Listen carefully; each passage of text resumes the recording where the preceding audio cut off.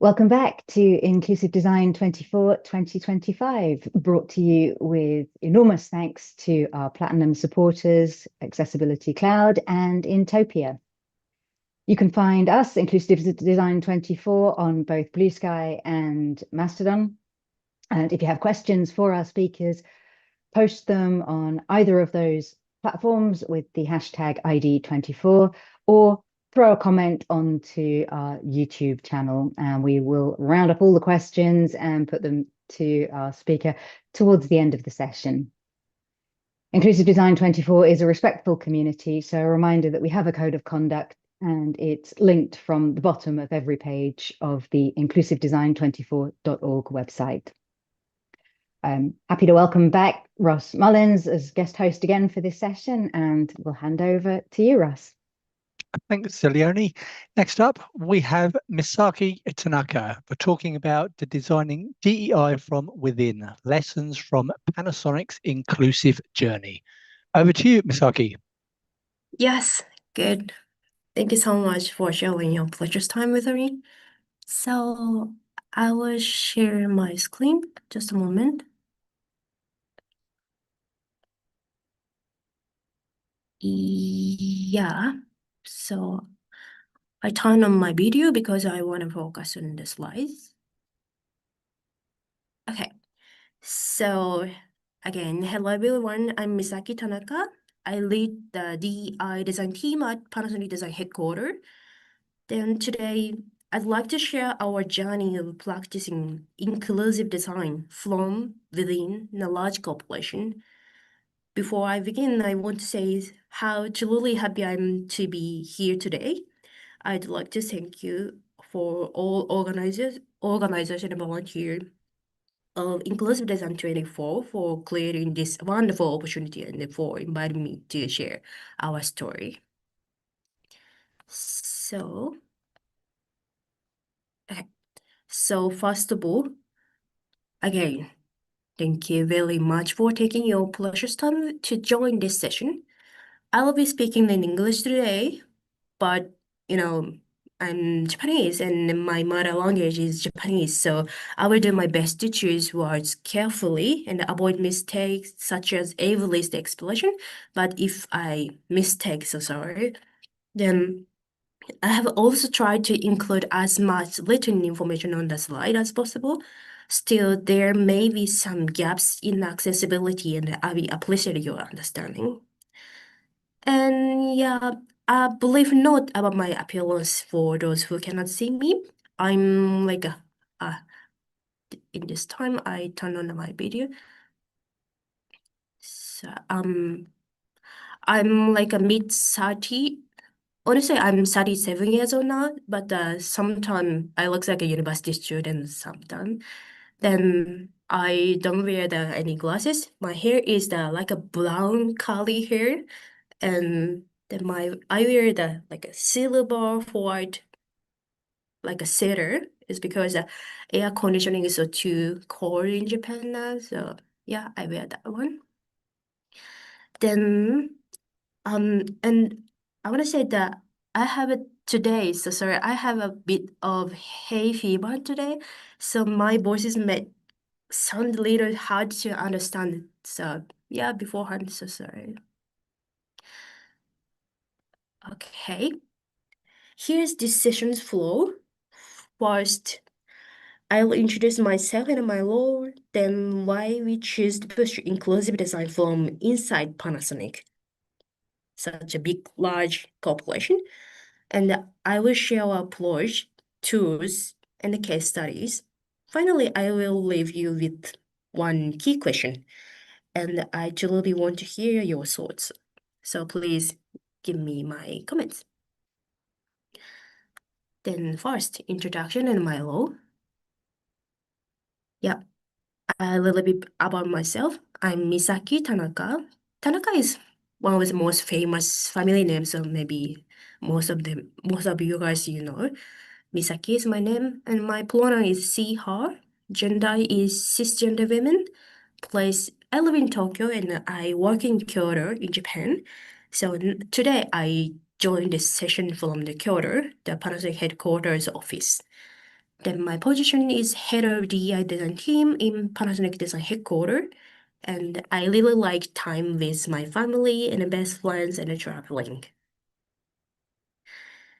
Then my career path has been quite colorful, I think. Game production, disaster relief, climate change, social design, inclusive fashion, and now inclusive design at Panasonic. What connects all of these is the same question. How can design make life easier, safer, and more joyful for more people? So, you've just seen my maybe colorful career journey, startup, NGOs, social design, even fashion field as well. You might be wondering, oh, wait, why Uzi move from startup and social sector into a big corporation? Why work from within? Something like that.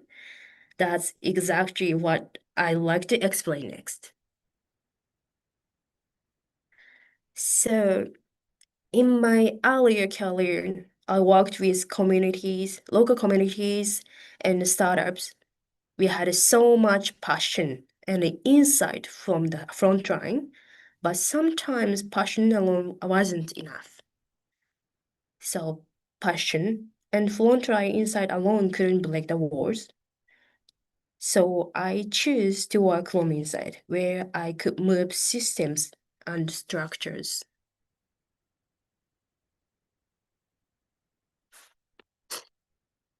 So that was my personal reason for stepping inside a corporation. But of course, one person's motivation is not enough. The real question is, why should inclusion come from within the company itself? That brings me to our next point, why inclusion shouldn't be added later, but built into the very core of business. So why do we push inclusive design from within a large corporation like Panasonic? Because business shapes everyday life. If we want to change society, we must change what companies create and think, how they design, and who they include. Inclusion shouldn't be an exception, it should be the standard. And that standard must be built into the core of business. So, of course, no journey happens alone. Behind these ideas, there is a whole design organization at Panasonic. As you can see, let me give you a quick look at how we are structures and where the DEI team fits in. So this is a structure of Panasonic Design Headquarters. The blue part, it's the Transformation Design Center. That's where my team belongs. Then, as you saw, there are many different design organizations within Panasonic Design Headquarters, and you might be asking, with so many teams, what do they actually do? Exactly. In total, there are around 650 designers here. Oh my God. This page shows what Panasonic Design does as a whole. In short term and basic areas, our core work is, of course, product design, and to spread product and service information to customer and the stakeholders. We also design communication planning and brand communication as well. And finally, you can see the red rectangle. This is a future planning field. That's where my team belongs, focusing on a long-term exploration. Then in Transformation Design Center, as I said, my team belongs in Transformation Design Center, we call XDC. We have 7 specialized skill areas for business transformation as group-wide COE, Center of Excellence. They're not only the DEI design team, where I lead, like vision design, insight planning, and technology design, and circular economy business design, and media design, and space design as well. Then I'm in the design team.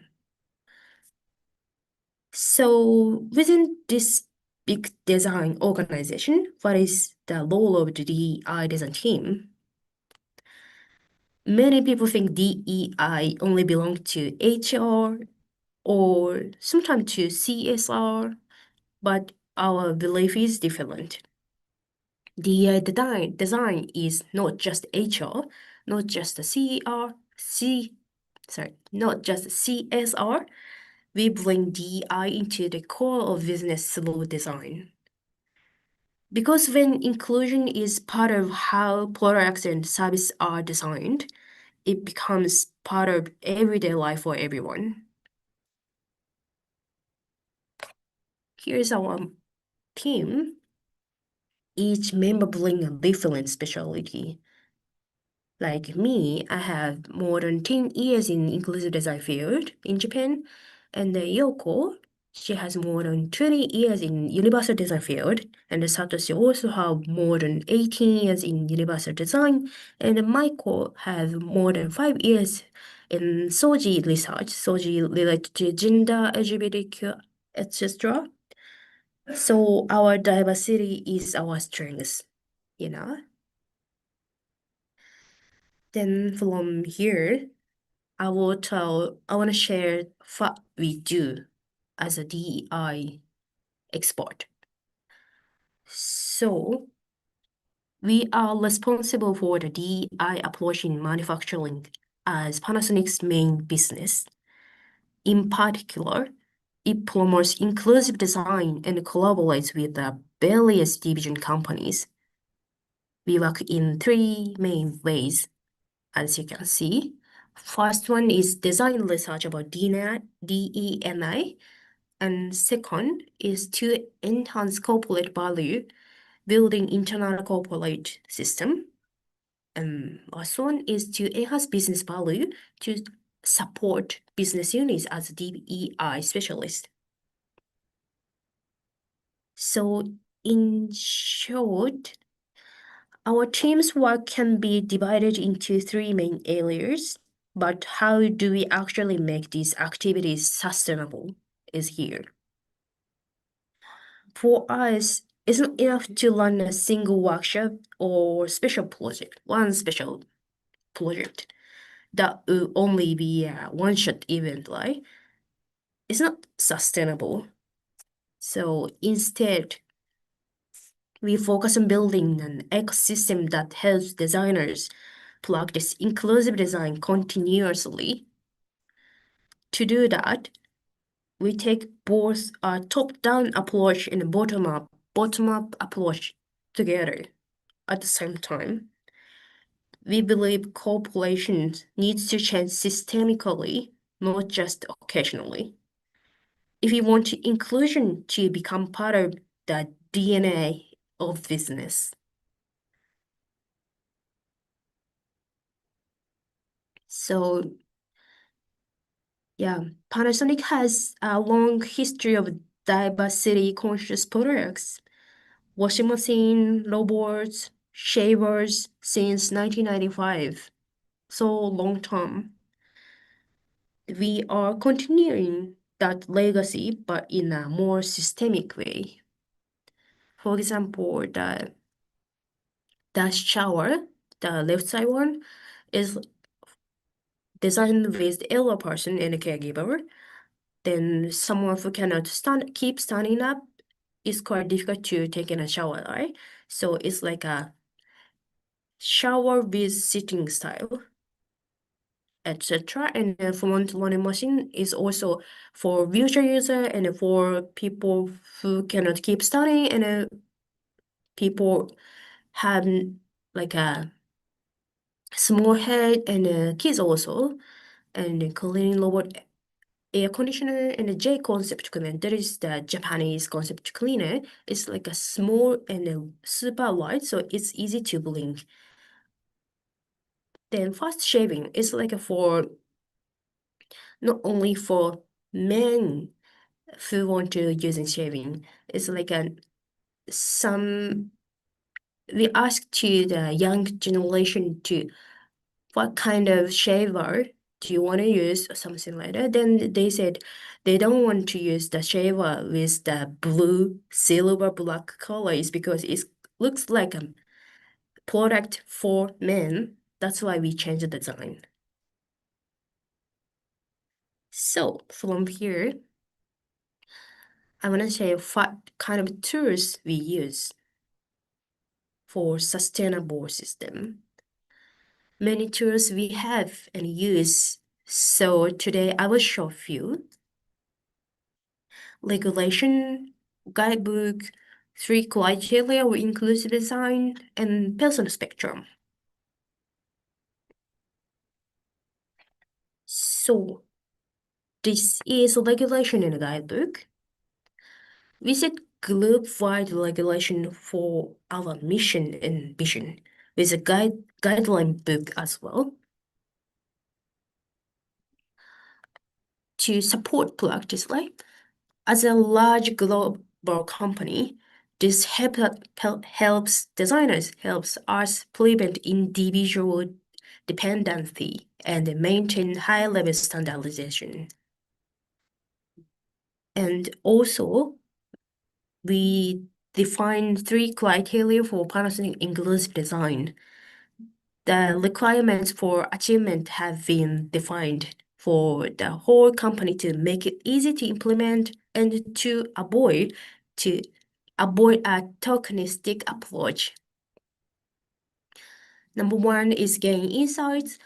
At the conceptual stage of product and service, we engaged in dialogue with diverse lead users to gain insights into the issues that need to be addressed. The second, refine solution.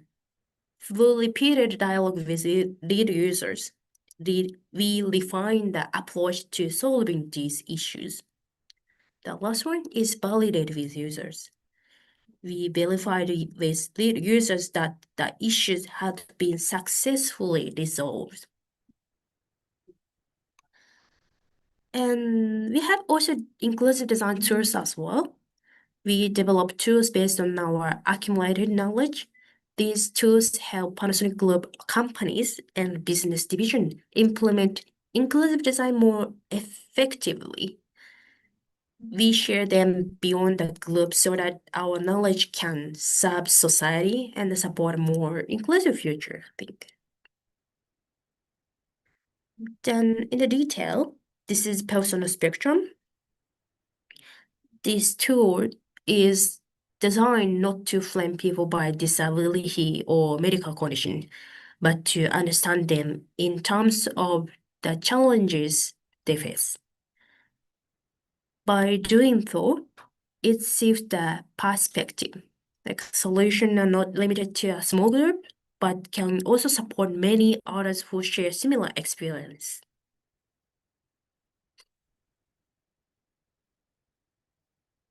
This illustration may look simple, but it carries an important idea. The difference is whether the challenge is situational or long-term. For example, as you can see, there are foot and plus mark, and a stand and walk. Then wheelchair user foot fractures injuries, loss of muscle strength with baby car, with suitcase, riding tired to walk.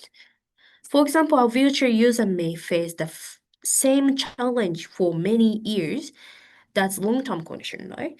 But think about someone who has broken leg or parents pushing a baby stroller or the traveler pulling a heavily suitcase. In those moments, they face very similar challenges, only situational ones. So if we design something that works well for wheelchair users, it can also work for all those situational cases. Of course, it's not perfect, but sometimes it happens. it shows that inclusive design is not only for small minority, it can benefit everyone.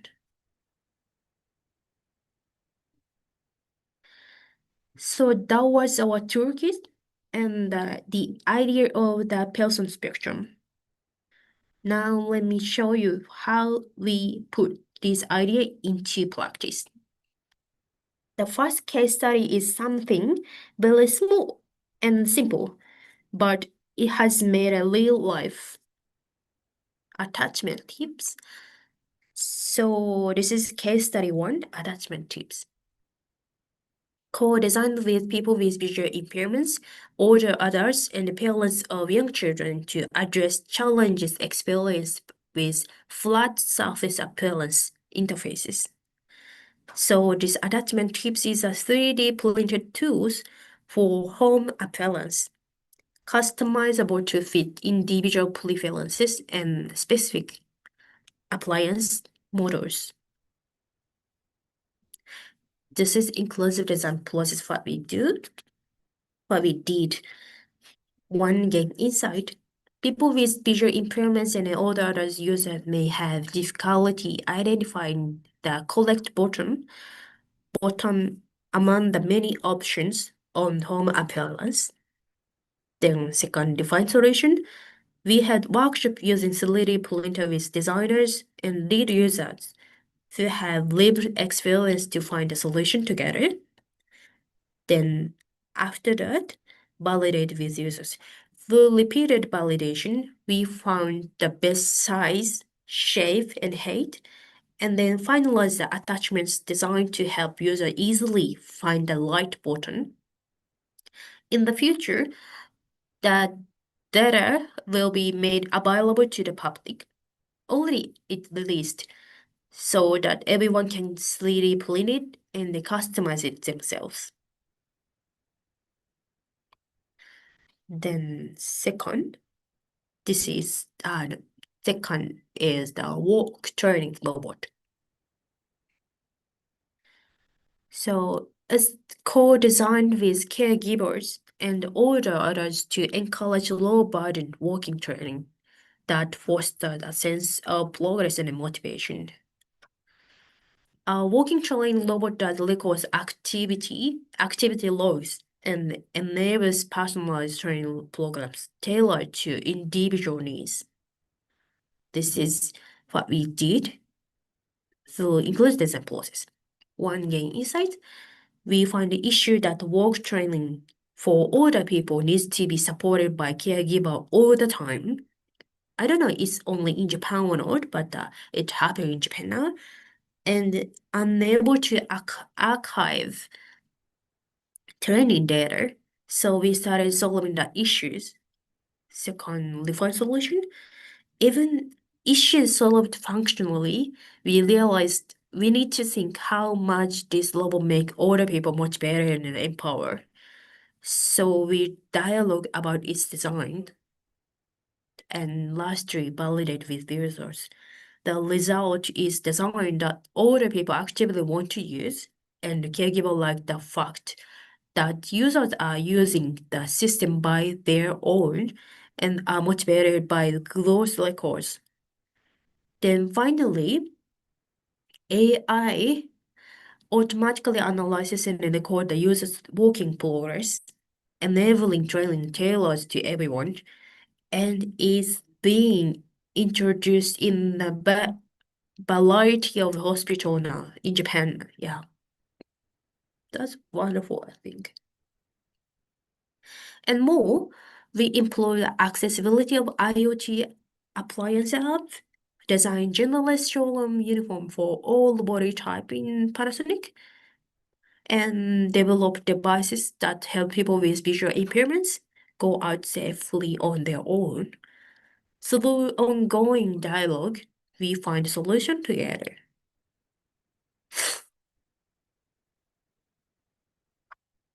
So, just a moment, I will drink.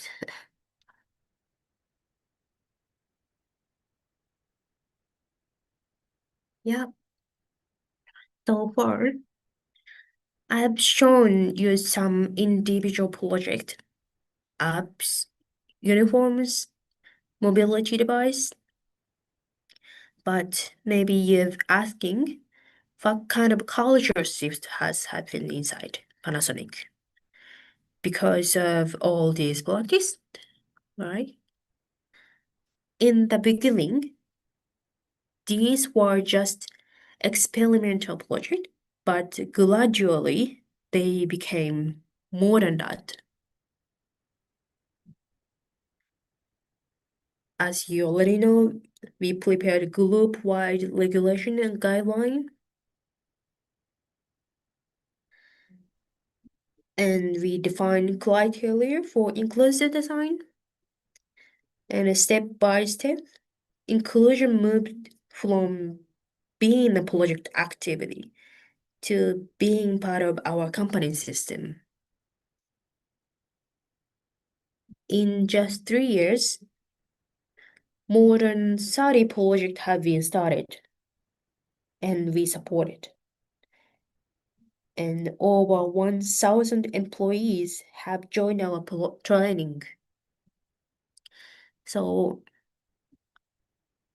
I will read it also. In total, 5 projects we supported in financial year 2023, 12 in financial year 2024, and 15 are underway in financial year 2025. Over 30 initiatives have been carried out since inclusive design become part of internal regulation. Then training numbers also grew, 410 participants in financial year 2023, over 400 in 2024, and only in one quarter in 2025, more than 195 participants joined. So totally over 1,000 in 3 years. It's gradually changed.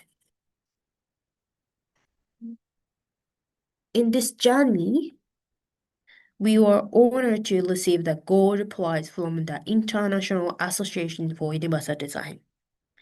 Of course, this recognition was encouraging, but I want to be clear, this doesn't mean our work is perfect or that the transformation is complete, right? It was simply an external evaluation showing us that we are on the right path. Yeah. But inclusion is not one-time achievement. It's something we have to continue building again and again every day. So from that journey, what is the key learnings is? What have we learned from this journey so far? Key learnings.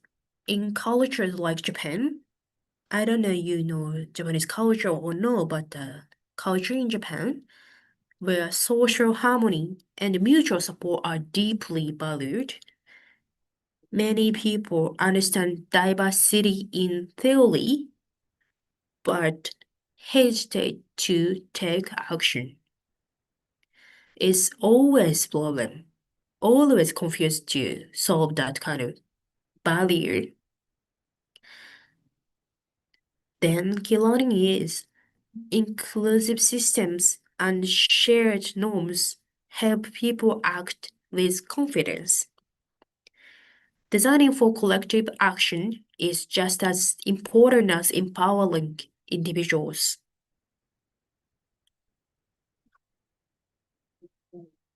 So this is a question for you.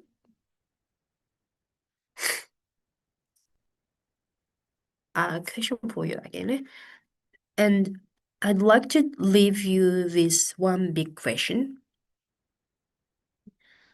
How can we design systems where the majority, not just a motivated few, can take part in inclusion?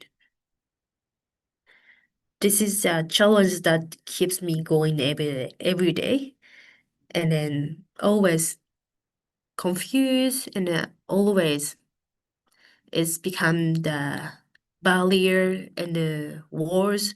Sometimes it's quite feel lonely or something, but keep trying to break the walls inside from within the company. And I hope it will spark your own reflection as well. So it's quite so speedy presentation, so sorry. Then this is a closing. Thank you so much for your attention. I believe inclusion is never finished. It's a journey. Let's continue to design together from within for everyone. So thank you so much. And then so sorry, it's quite so speedy. So if some question you have, let me know. Misaki, arigatou gozaimasu. Thank you very much. That was a really interesting talk and great to hear about all you've achieved at Panasonic. Ross, do we have any questions that have come in? Yes, we do. First up, in countries like Japan, where legal pressure is not strong, what would be effective ways for companies to promote and embed DEI within their organizations? Yeah, it's quite every time that kind of problem and issues happen in Japan, Japanese companies, I don't know that it depends the company, but if I say it from the Panasonic situation, um, educational level, the Japanese didn't, how to say, didn't learn about the DEI from the educational level. It's quite difficult to say, but so every time we need to learn from the first all the time. So we don't know how to do that, and yeah, most of DEI person doesn't know how to do that, and they don't have the confidence as well. So we need to share the knowledge, and we need to support each other all the time. But every time is quite difficult. I don't know. It's correct answer or not, but the Japanese history is like that now. Is there in Japan a feeling that doing DEI and inclusive design is the right thing because it's important to do the best job that you can, to be the best, designer, developer that you can be? Is that helpful in Japanese, teams, do you think? Um, it depends, but honestly, before I joined Panasonic Design, I met so many person who work in a large corporation in Japan, then someone who is a lead DEI team as well. Then most of them don't know how to do that, and then they already know they need to take action for solving these issues in DEI field, but that they don't know how to do that. Yeah. At the same time, it's like a kind of Japanese culture and the Japanese companies' political things, but most of top doesn't commitment to solve that kind of issue. It's the huge, terrible problem in Japan now. So even like me, want to take action on solving issues, social issues in the DEI field, but Panasonic is not that kind of field, but some corporates doesn't that like a CEO C-suite level didn't take action and didn't decide to take action about the disability inclusion and sexual minority field and something like that. So it's kind of quite not diversity conscious situation in Japan.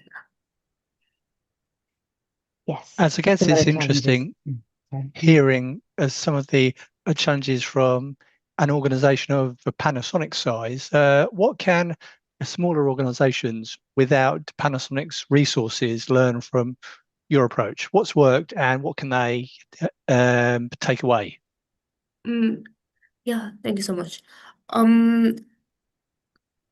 From Panasonic design perspective, like me now, we already, I don't know how to say it, we like open source our tools. Our tools become the open source now. So someone who is in a small company or startup can also check and use that inclusive design tools from Panasonic design. So you can check that tools. And sometime other company ask to us how to do that or something, then we support them as a Panasonic special DEI DEI experts as well. So we do something.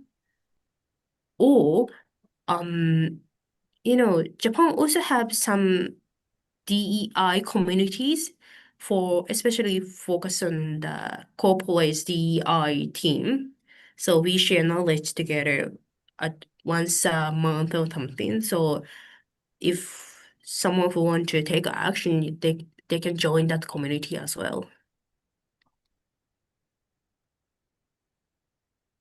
Leonie, have we got the time for one or two more questions, do you think? Leonie, maybe you're mic mute. Yes, we do have time. Sorry. Thank you. Go for it, Russ. One thing I'd like to ask is with the changing political landscape around the world, there's been quite a pushback with a lot of DEI initiatives. Have you observed that with Panasonic, where Panasonic are watching how many governments around the world are sort of pushing back, and that's filtering down into Panasonic not prioritizing it? As a business perspective, yes, there are so many problem, not so many, but it's happened so many field in Panasonic as well. So it's quite, we always talk about it, like a DEI backlash happened around the world, and then Japan also sometime.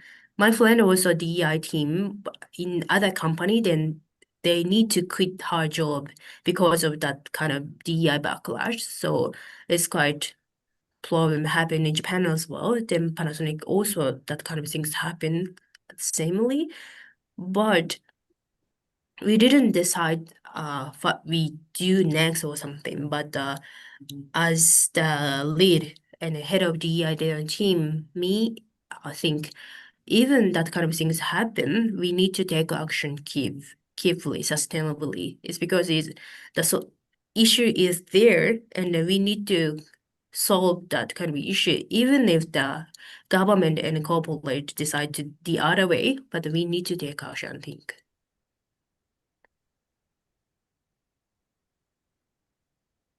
I think there's room for one more question. Oh, we've got, one or two more at least. Yeah. 30 projects is a massive achievement. How have those projects changed things at Panasonic? So you mean that study project inspired other division or something? Yes. Yeah, it's kind of gradually. It's not impactful change, but gradually. For example, only how to say, Panasonic have some not some so many exhibition for Panasonic design and for C-suite person all the time. Then that there are so many division in Panasonic design headquarters, so we share the knowledge all the time, and then in like a Slack or in Teams as well. So once the one division try to do some inclusive design method, then they share that on the online group chat or something, then the other division team think it's not too hard.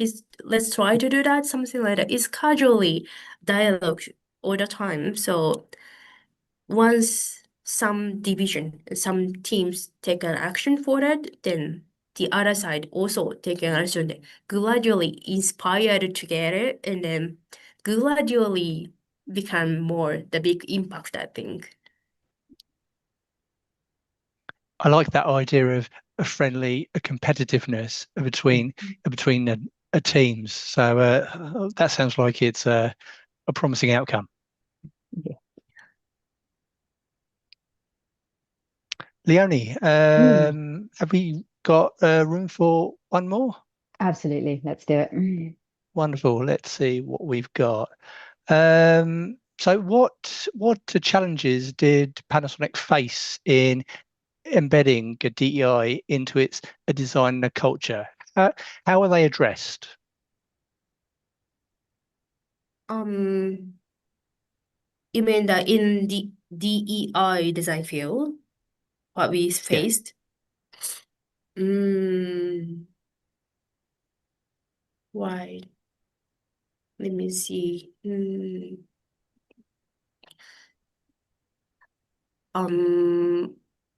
Sometimes it's quite difficult for our teams because our teams is, as I said, Transformation Design Center, where we belong in, is not doesn't have any product like a how do I say that we are. Maybe I will show the slide as well. Just a moment.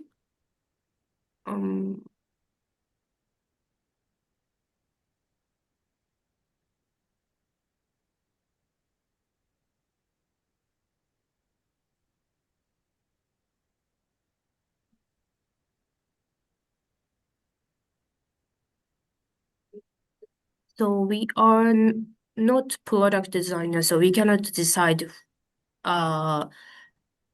product should be more inclusive or do some inclusive design method when the planning stage and the designing stage.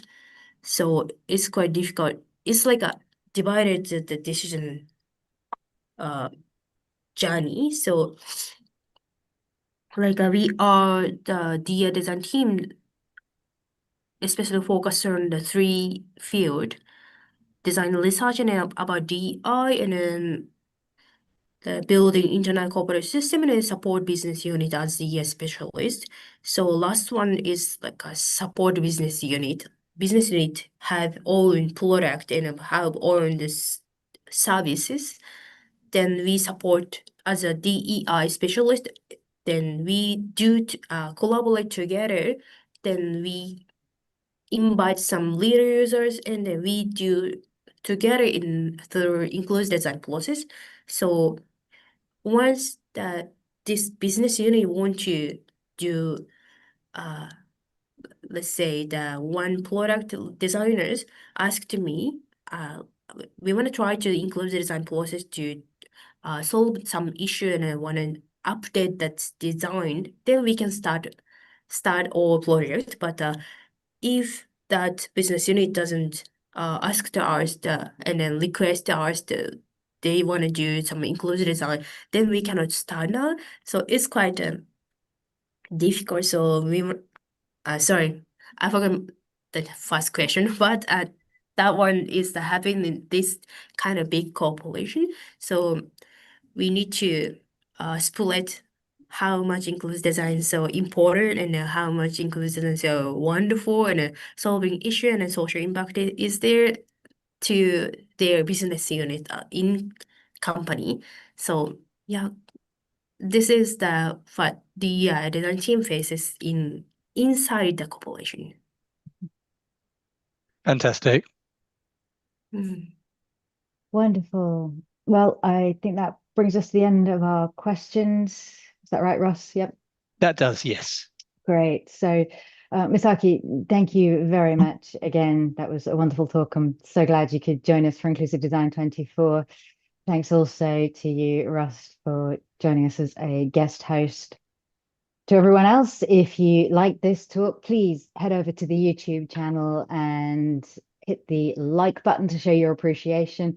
And while you're there, why not do the same to the subscribe button so you can keep up to date with everything that happens in the channel. Inclusive Design 24 2025 is brought to you with thanks to our Platinum supporters, Accessibility Cloud and Intopia, our Silver supporter, Intuit, and our Bronze supporters, the Law Office of Laney Feingold, Mantis & Co, and Vispero. Inclusive Design 24 will be back with you at the top of the hour, so don't go too far away. We will be back before very long at all.